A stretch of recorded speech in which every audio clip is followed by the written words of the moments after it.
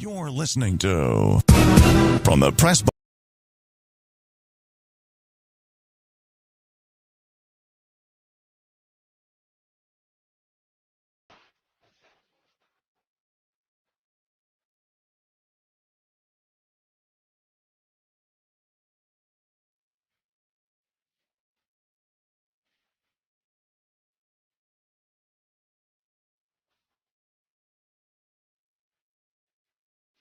Alpha RX Plus. Alpha RX Plus is one of the sponsors up from the press box to press row. For more information, you can visit them online at alpharxplus.com. Alpha RX Plus has a 96% success rate in ending erectile dysfunction. And for box to row customers, if you log on to alpharxplus.com now, they have a 10% discount to box to row customers. All you have to do is go to the checkout page and type in BOX, the number 2, ROW, to receive the 10% discount. Again, visit Alpha RX Plus on their website at alpharxplus.com. I'm Donal Ware, celebrating 10 years of From the Press Box to Press Row on the air. And the movie Straight Outta Compton certainly is still very hot, as a matter of fact. And, my next guest, and, after I had a chance to go see Straight Outta Compton, so I had, I'm riding down, I'm kind of hyped up after the movie and so forth. And I had, of course, the album No One Can Do It Better by my next guest, and was pumping that all the way home. My next guest is the one and only D.O.C, and he joins us here. I'm From the Press Box to Press Row. Doc, welcome to the program. Hey, thank you a lot, brother. Thank you for having me. I appreciate you. Absolutely. Let me start here. Your thoughts on the movie, as I'm sure you've had a chance to see it. It's a great movie. I think those guys did a great job, and they really deserve all the great things that are happening because of it. I think it touches a lot of different people from different age groups and different racial backgrounds because, it's a nostalgia piece. So I'm really happy for everybody involved that it's done so well. Yeah, I agree. I think one of the parts that I think is important, and you could tell that, you had some people, or, certainly F. Gary Gray really knew what he was doing, was the part when they focused on you, obviously your character in the movie after the accident and so forth. I thought a very significant part of the movie. Well, they touched on it.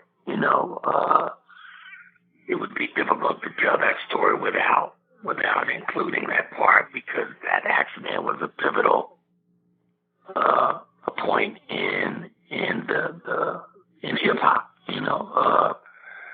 The road switched. It switched directions that night. Everything changed that night, and so not only was that like a precursor to Dre and I figuring out we want to do our own thing, but that was the end, basically, of the No One Can Do It Better D.O.C. as an artist.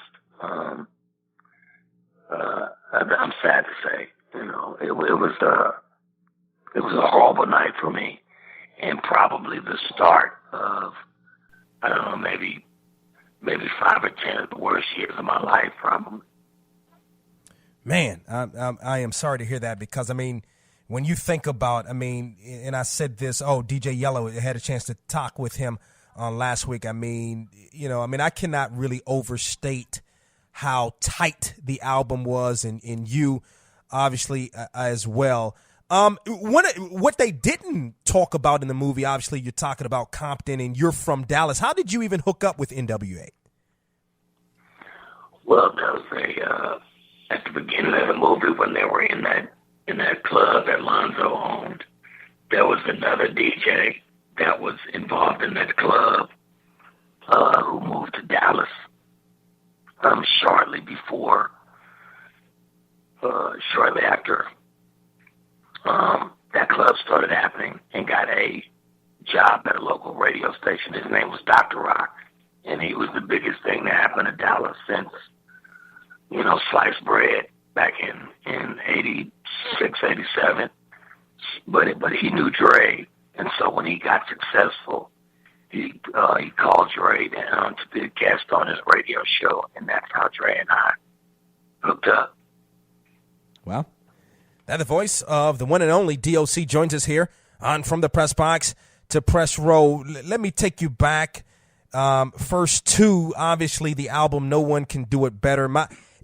You guys you really had a different sound. You guys were really onto something. I think one of the songs, one of my favorite songs on the album was Beautiful But Deadly, with the whole guitar and all of that. I don't know if people really got that, but that was an awesome song.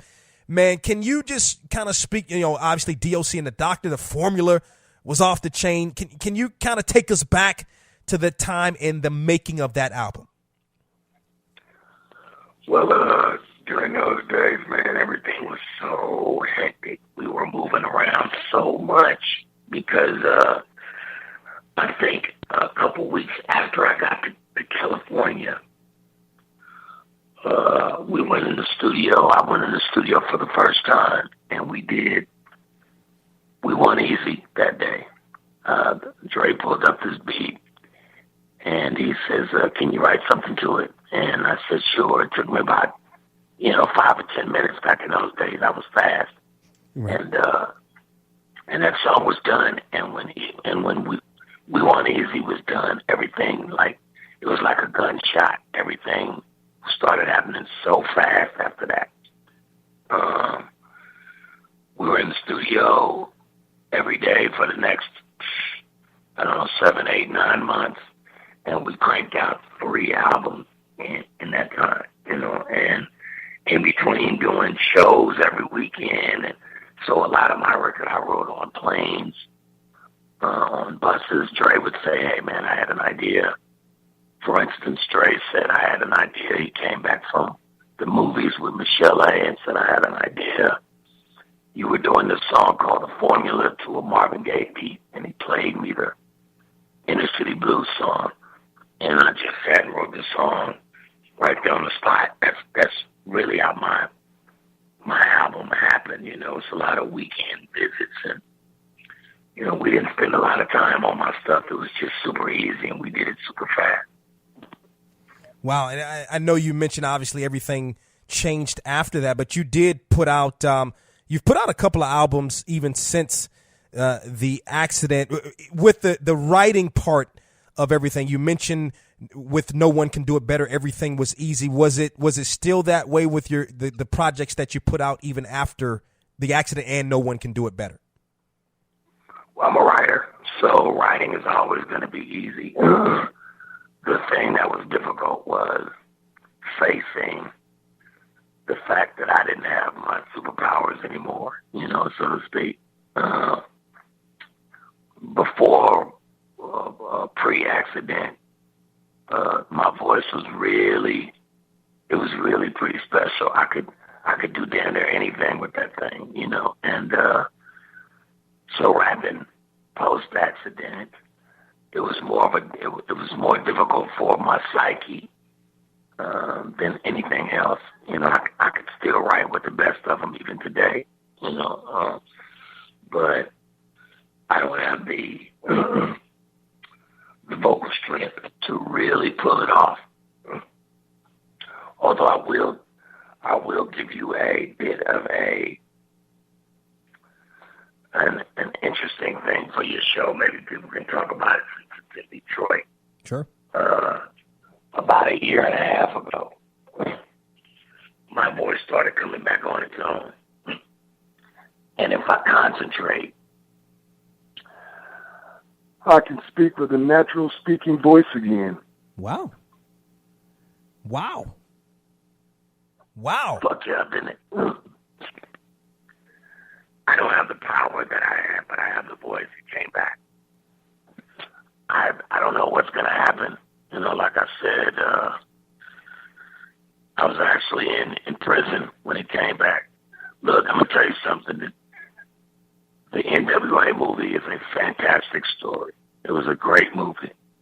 But if I told you, I sat here for hours and we talked about my story, it would really freak you out. But long story short, I had to spend some time locked away because of mistakes. And while I was locked up, the voice came back on its own. And I can't tell you why it came back or what anything was about it, but it came back.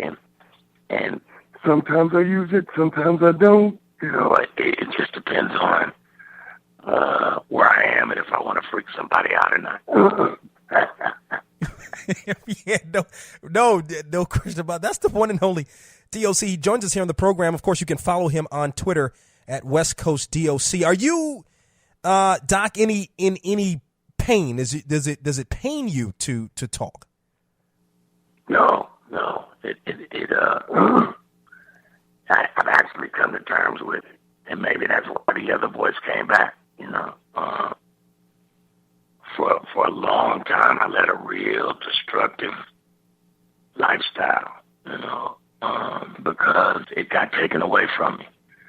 A whole lot of drugs, a whole lot of alcohol, a whole lot of women, a whole lot of desperate to try to cover up that pain. Like you didn't get to see any of that in the movie.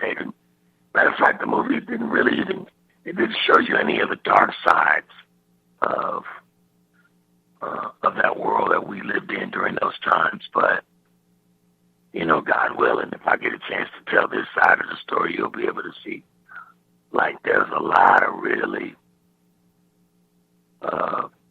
crazy things that happen, a lot of really up things, if you'll excuse my language, that was going on during those days. But show business is a rough business, man. You got to have thick skin, and you got to be a strong person mentally to really be able to deal with this world. But I made it through, man. I made it through, and 30 years later, they made a fantastic movie about it, and I'm really happy for those guys. Yeah, I support them 1,000%. We're celebrating 10 years here on From the Press Box to Press Row. We're also celebrating the present, an exclusive interview with rapper the D.O.C. More of the interview after this small pause for the cause. We want to respect the time and your time, so a couple of more thoughts, and we do appreciate it. Obviously, you're the pen behind the Chronic other albums. If it's not for you, then there is no Chronic in the masterpiece that it ultimately became or is. I read the piece that you did with DX in 2011, and the piece was so real. It talked a lot about your relationship with Dr. Dre, et cetera. What is you all's relationship at this point? You know what? Because I respect Dre so much, I want to leave that question open, because it's great today, it sucks tomorrow, and it'll be great Thursday, and it'll suck Friday. It's very, we're really we're a lot like brothers, and we fight, and it just is what it is, and he's a very prideful guy. I'm a very prideful guy, and I don't believe in bowing down to anybody. I wouldn't give a damn who it was, and I have my own thoughts and my own feelings and ideas, and if I feel like I'm right, then I'm going to stand up for it. And I don't care who it is. You could be Obama. If I think you're wrong, Obama, I'm going to tell you about yourself. But that leads me into this part of what I really wanted to say while I have this moment. Sure. The movie is a beautiful and splendid thing, and it should be celebrated. What we did as young kids was amazing. One of the staples of that movement was the F the Police song, right? Right.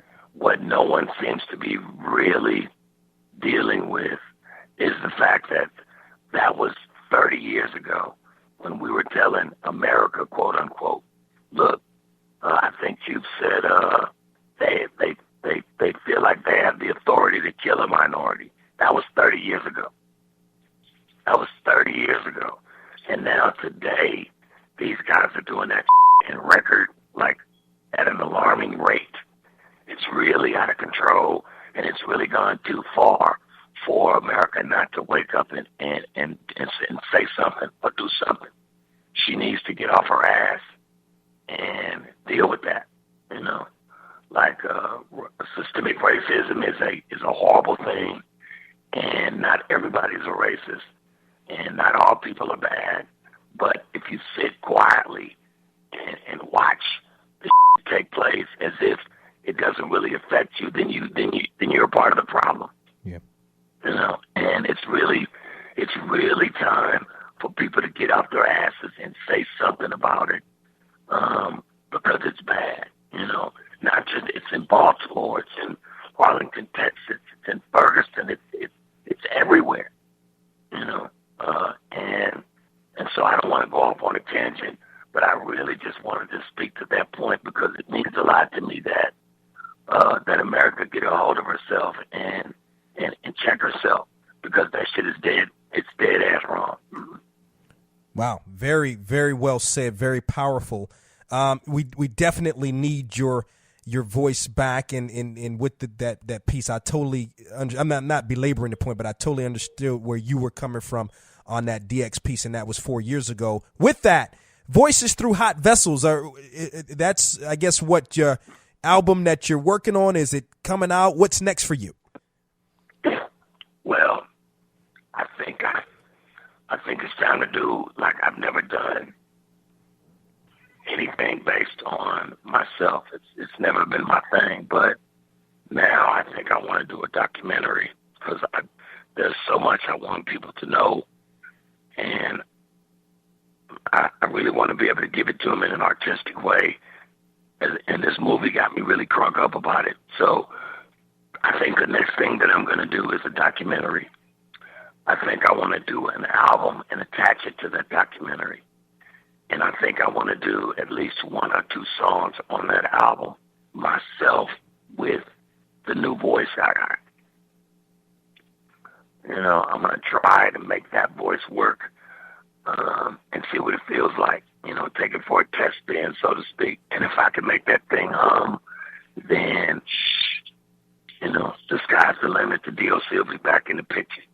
I know that's right. Now, you were at one time, at least what I was reading, contemplating a surgery in Italy. Is that still going to happen? No. I mean, I went to Barcelona, Spain. That's another reason why I want to do this doc. I did all of this shit. I went over there and sat in these people's chair and let them poke me. I filmed all of this shit, you know. And it was just too dangerous a thing. Like, nobody could tell me what was going to be the end result, and it was just scary. So I didn't do it. But thankfully, I didn't do it because 2 years later, the voice came back on its own. You know, but like G.O.D. is something else, man. He showed me that it's all his thing, and it's not my thing, it's his thing. It's not my voice, it's his voice. And it's going to come back if it comes back when he wants it to come back. Right.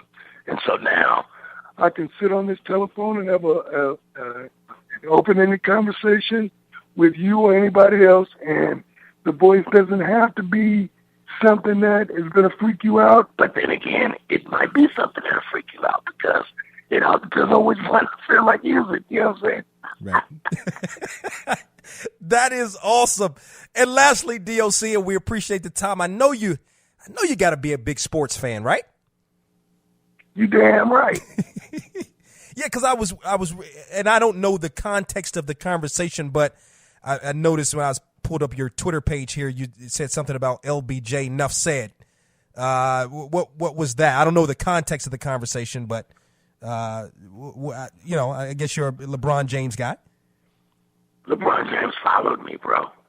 That's like the biggest thing since popcorn for me. Wow. You know, LeBron James followed me on Twitter. Are you kidding me? Well, yeah, DOC. But they should. Everybody should be following you though. If you're into hip hop, everybody should be following you though.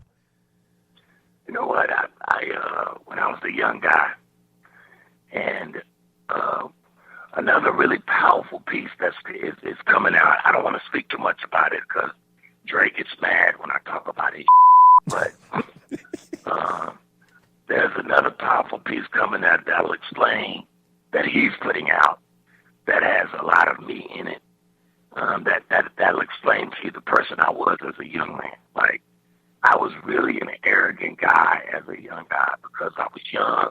Like, I was like Muhammad Ali to those guys in California. And I was just being myself, but it could have come across to those guys as I was being really super arrogant. And my ego was super overblown. But in Texas, that's just how we talked. Right. You know what I mean? I came to the studio every day and told those dudes how great I was, how lucky they were I was there. Because now we can get it, you know. And they didn't like that very much. But the more alcohol I had, the funnier it got for me to do it. And I did it better and better every day. So they saw me as being a real arrogant dude. So nowadays, I really try to take the inverse of that and try to be as humble as I can, man. I think humble is the new sexy. And so, yeah, the D.O.C. is a blessing, but I'm really just a lucky dude. I'm actually very blessed to even just be alive today. I got an 8-month-old son, and he makes me the happiest person on this planet. So even though I don't have all the money that these other guys got, you know, I got my son, and he makes me really happy. And this voice thing has come back. This movie has given my life sort of an infusion of energy as far as career goes. So maybe I can go out here and get this money for me and my son. But from now on, I think humble is the way I want to play it. Yeah, no, I understand that. I definitely understand that. But me as a fan, one that is, you know, pushing 41, I remember all of that, the formula, the video, and all of that. Man, it was just an awesome time. I did mention we got off on LBJ, but now, so are you? I mean, from Dallas, I'm assuming what, Cowboys fan, Mavericks?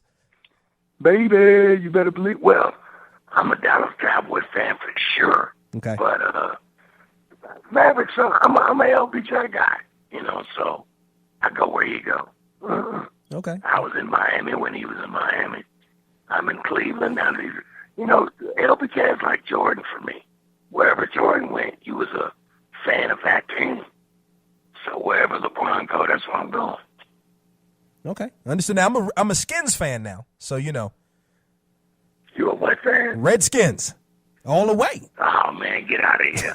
Tell him I do love that. I love RG3 though. I love the guy.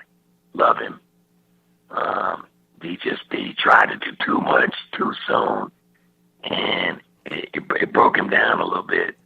But you know how the system works, man.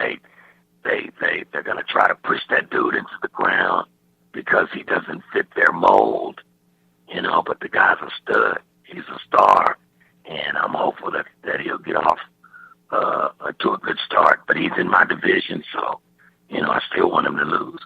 Yeah, I understand. Now I think he's gonna give it to you on Monday night, December 7th, and then January 3rd. He ain't gonna give us. He ain't gonna give us. He ain't gonna give us. He don't give a. He is going to catch some of the problems with them stars. You gonna see them stars like you in cartoons. When them stars go around your head when you get hit, but it's gonna be real helmets. Oh man, that is great. That is the voice of the one and only D.O.C. who joins us here on From the Press Box to Press Row, and you can follow him on Twitter at West Coast D.O.C. Again, Doc, indeed a pleasure to speak with you, man, and we'll be looking forward to seeing you real soon in some of the big projects that you're working on. Pleasure is all mine, brother. And everybody in the city knows I love the city. It's like a second home to me. I spent a lot of time in Flint, and Breed is like my brother. Yeah. We appreciate it. Pleasure is all mine, brother. Wow. An exclusive interview with the D.O.C. The first time you've heard him use his voice. Got to pay some bills. Going to step aside. Come back. We'll discuss more of the interview with the one and only D.O.C.